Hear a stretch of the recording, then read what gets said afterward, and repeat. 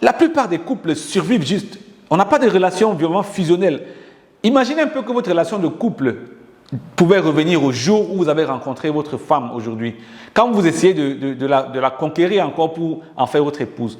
À ce moment, on était très attentionnés, n'est-ce pas? Quand on regarde aujourd'hui le couple, la relation de couple que nous avons, est-ce que c'est une relation fusionnelle, une relation au top ou c'est juste une relation comme la plupart de nos voisins? La plupart du temps, ce sera ça. On va être juste comme les autres.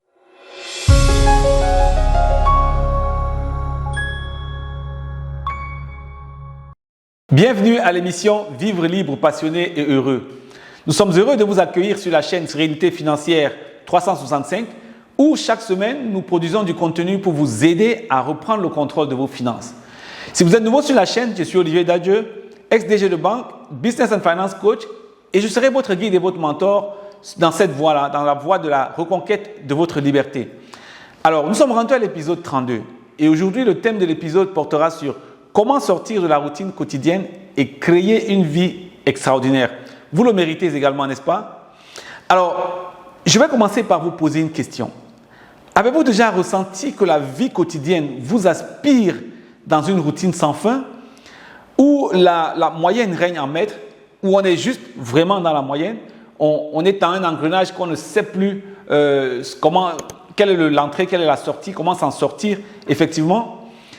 Eh bien, c'est le moment de briser le cercle. Nous allons ensemble, au cours de cette émission, apprendre à voir comment on peut refuser de se laisser entraîner par cette roue de la vie qui ne nous laisse plus de répit.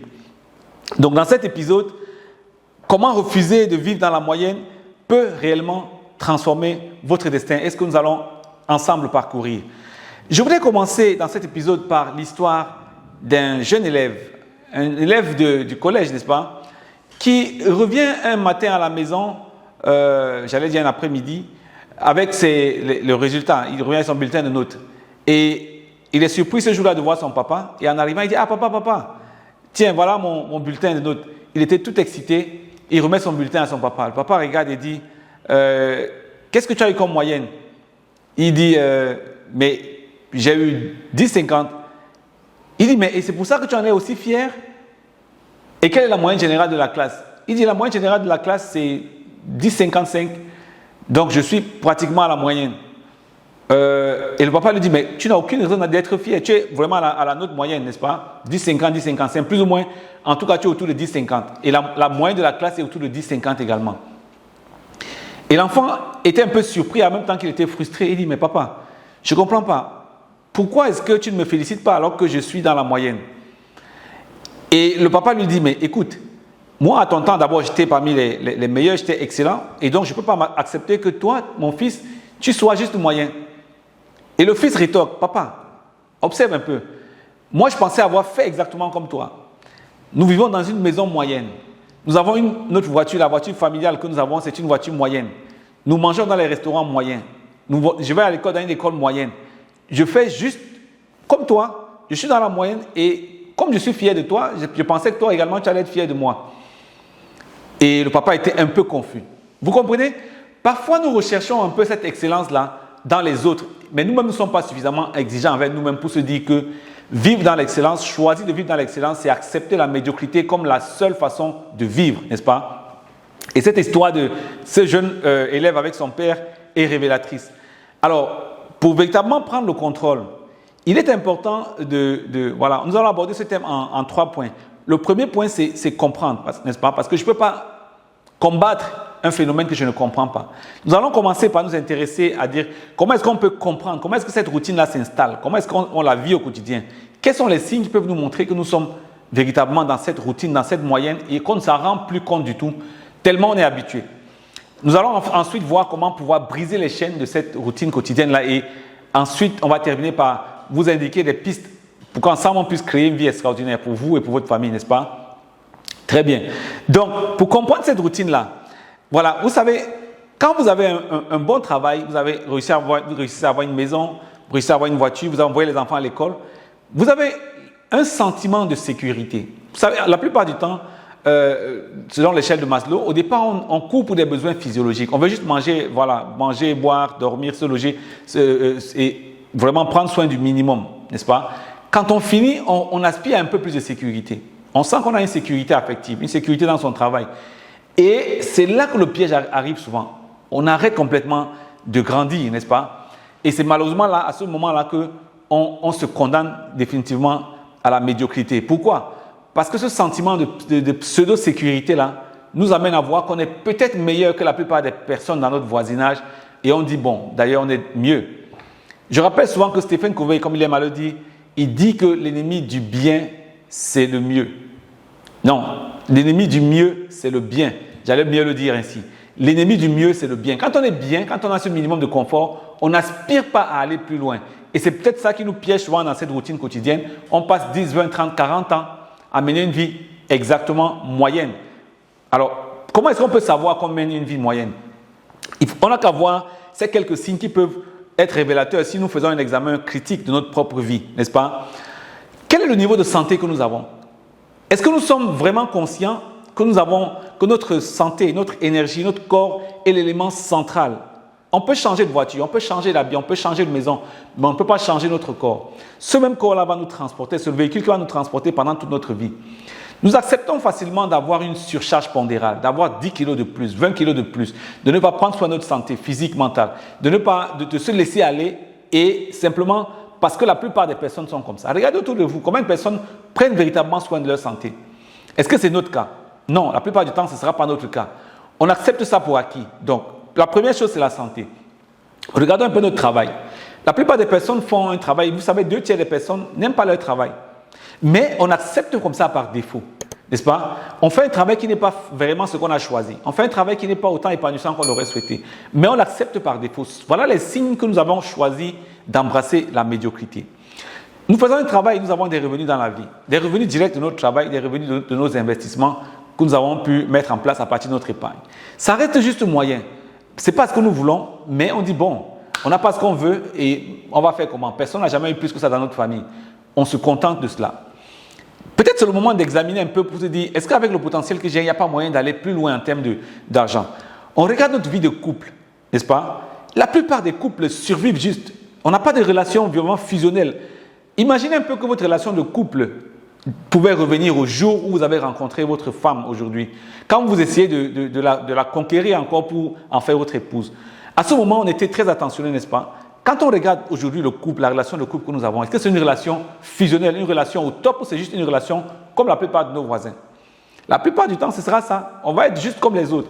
Quand on regarde nos relations familiales, c'est juste dans la moyenne. Ce n'est pas une famille exceptionnelle. Non.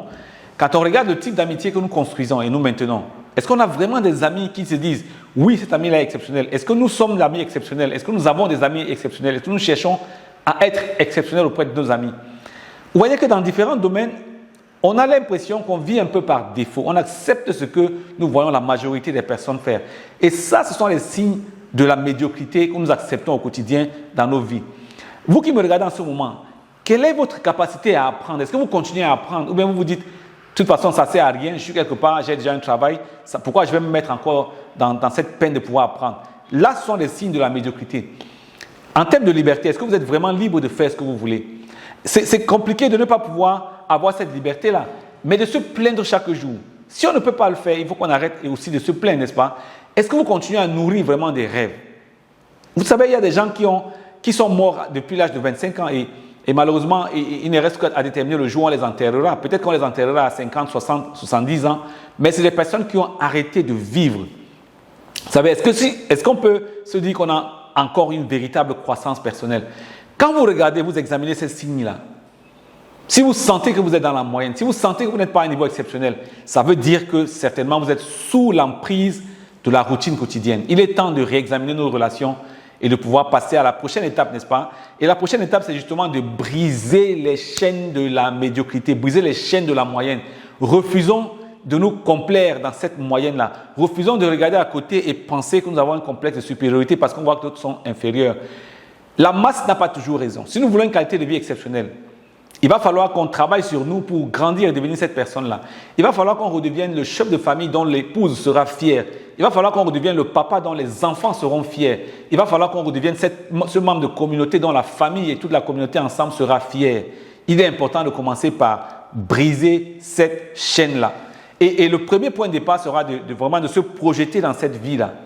quand nous aurons brisé cette chaîne-là, quand nous aurons décidé de devenir une nouvelle personne, quand nous aurons décidé de changer les 10 dernières années, les 20 dernières années qui ont été une vie de médiocrité et nous projeter avec une vraie vision d'une vie excitante, ce sera le point de départ pour briser cette chaîne de la routine-là. Si on ne se projette pas avec ambition, avec conviction, si on n'y croit pas nous-mêmes, si vous qui me regardez en ce moment, vous n'y croyez pas, vous ne croyez pas que demain peut être meilleur, rien ne se passera.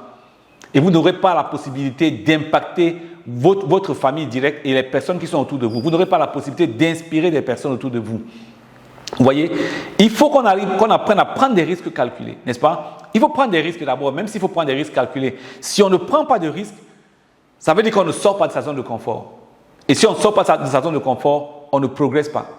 Je me rappelle toujours quand je faisais le vélo, on allait aux entraînements et le coach me disait, chaque fois que tu vas aux entraînements, même si tu as passé 2 heures aux entraînements, chaque fois que tu n'es pas sorti de ta zone de confort, si tu as fait le même entraînement que la veille, tu n'as rien gagné, c'est une journée d'entraînement perdue.